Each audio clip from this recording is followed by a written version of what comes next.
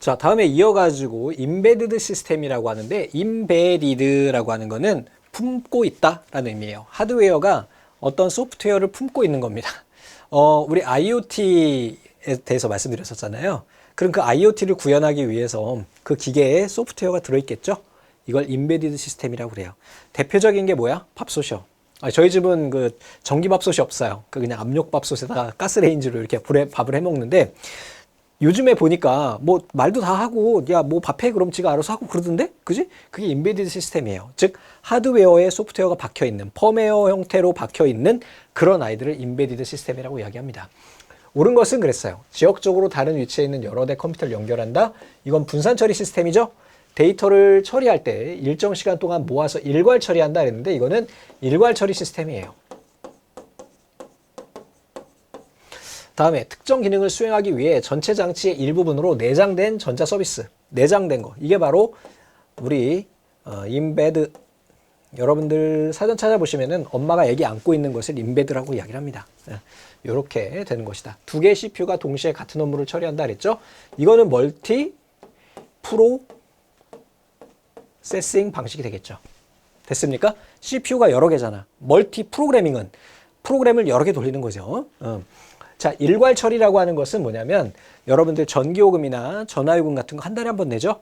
만약에 여러분들이 전화요금을 실시간으로 납부한다고 생각해 보세요.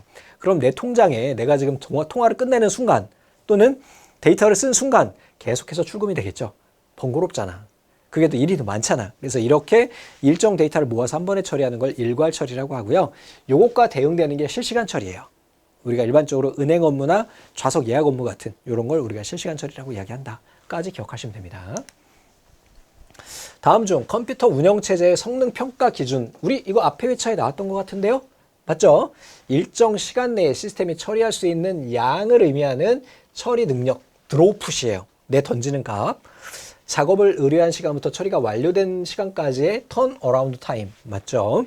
중앙 처리 장치의 사용 정도를 측정하는 사용 가능도, 주어진 문제를 정확하게 해결하는 정도를 의미하는 신뢰도가 되고요. 답은 얘가 되겠죠. 우리 앞에서도 얘였죠. 뭐야?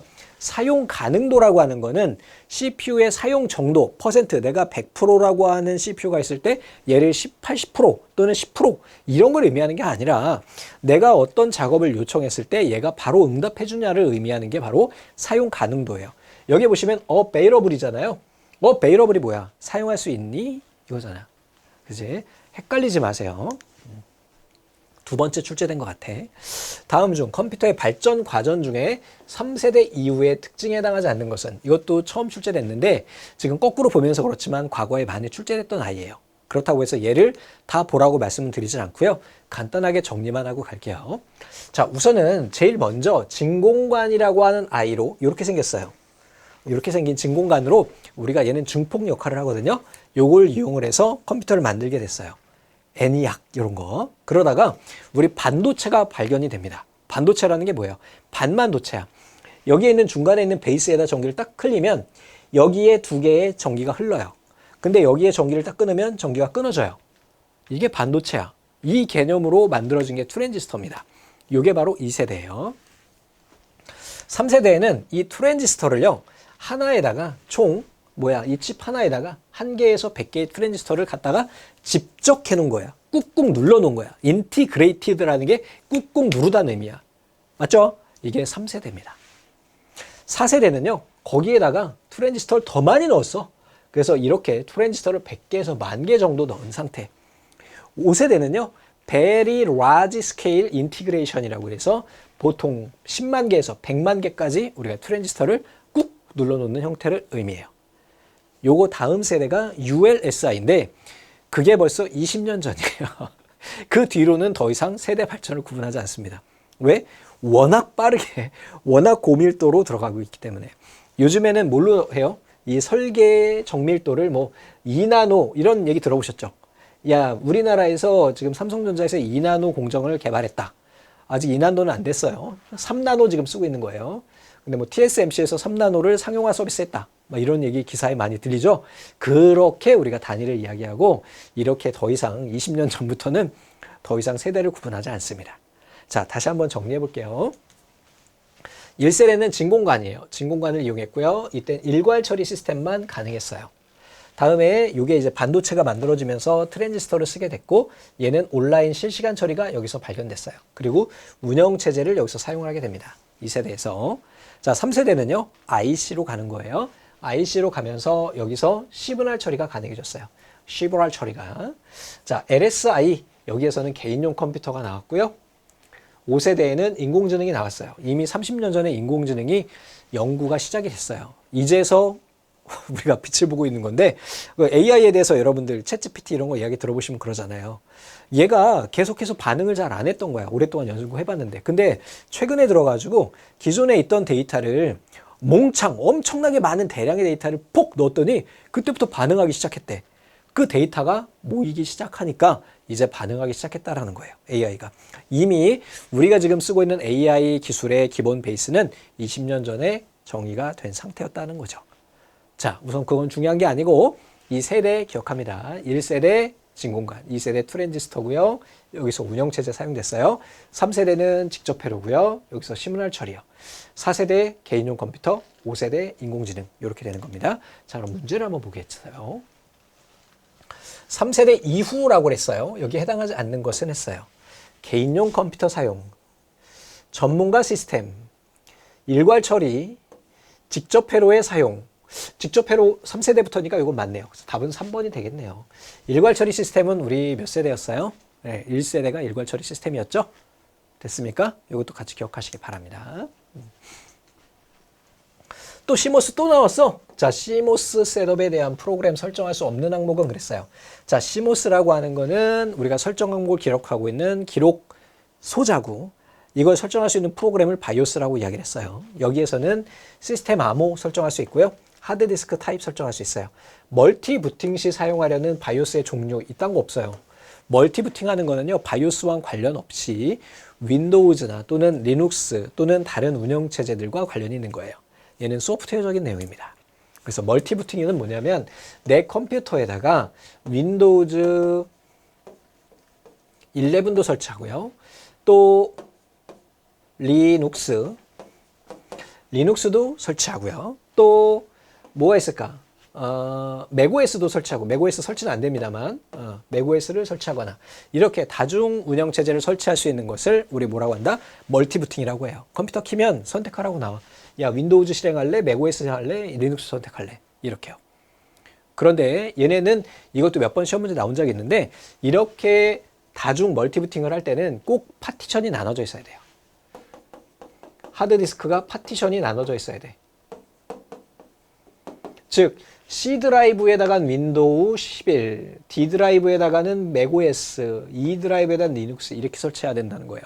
C 드라이브에다 다 설치를 할 수 없다는 것도 하나 같이 기억하시면 좋겠습니다. 다음 중 컴퓨터 업그레이드에 관한 설명으로 적절하지 않은 것은 그랬어요. 업그레이드예요. 업그레이드. 컴퓨터 처리 성능 개선을 위해서 하드웨어 업그레이드를 한다. 좋아요. 장치 제어기를 업그레이드하면 하드웨어를 교체하지 않더라도 보다 향상된 기능의 하드웨어를 사용할 수 있다. 이거 장치 제어기가 바로 드라이버예요. 드라이버. 가능합니다. 하드디스크 업그레이드 경우에는 부족한 공간 확보를 위해 파티션이 여러 개로 나뉘는 제품을 선택한다 그랬는데 이 파티션은 하드디스크가 결정하는 게 아니고 운영체제가 결정하는 거야. 윈도우즈가 결정하는 거라고. 파티션은 운영체제에서 결정하는 거예요. 거기서 설정할 수가 있어. 파티션을 얼마든지 나눌 수 있어. 파일 시스템에 따라 좀 다르긴 하지만 얘가 잘못됐네요. 고사용을 요구하는 소프트웨어가 늘어남에 따라 컴퓨터의 처리 속도가 느려지거나 제대로 동작하지 않을 경우 가장 먼저 고려해야 할 것은 앞에서 말씀드렸죠. 주격장치 용량을 늘려주면 돼요. 그 이유는 가상 메모리 요거랑 관련 있다고 앞에서 여러 번 말씀드렸습니다. 자, 다음 번호가 잘못 매겨졌네. 윈도우즈의 설정 앱 범주에서 할 수 있는 작업에 관한 설명으로 옳지 않은 것은 이거는 시험 문제가 버전이 달라지면서 이거 윈도우 7 때 문제거든요. 그래서 좀 제가 수정을 했어요. 설정에서 앱이에요. 앱. 그래서 여기에서 설정할 수 있는 것은 그랬어요. 앱 및 기능에서 제거를 이용해서 앱을 제거할 수 있고 삭제된 프로그램 파일을 복원할 수도 있다 그랬어요. 앞에서 몇 번 말씀드렸죠. 우리 윈도우즈에서 프로그램 설치하는 거는 다운로드 받아서 셋업을 해야지 이 앱이나 프로그램 추가 삭제 또는 프로그램 설정, 앱 여기에서 할 수 있는 게 아니에요. 아시겠죠?